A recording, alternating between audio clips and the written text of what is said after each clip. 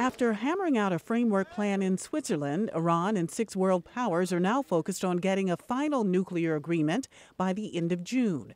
As negotiations move forward, regional powers have raised other concerns about Iran, including its support of Houthi rebels in Yemen, its assistance in neighboring Iraq in fighting against Islamic State militants, and its ties to Hezbollah, the Shiite militant group based in Lebanon.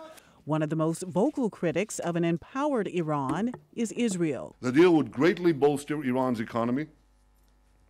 It would give Iran thereby tremendous means to propel its aggression and terrorism throughout the Middle East. But State Department spokeswoman Marie Harf says a nuclear deal may actually help curb threats from Iran.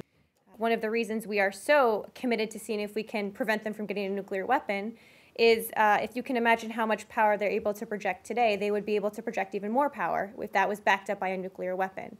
But some critics of Iran's nuclear program have already made up their minds that an Iran nuclear deal would be destabilizing to the region, says non-proliferation expert Kelsey Davenport.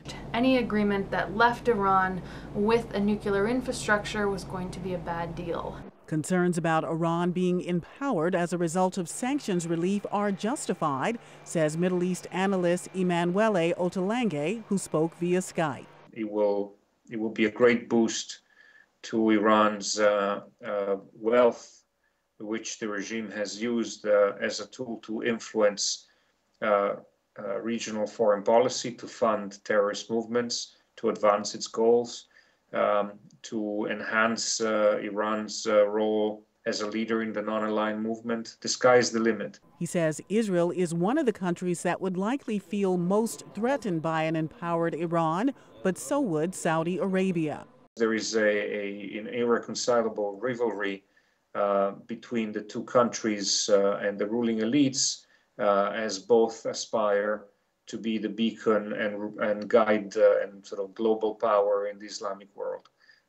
These two things cannot be reconciled. Conversely, he says regional powers that enjoyed trade relations with Iran before sanctions stand to benefit from the change. Pam Dockins, VOA News, the State Department.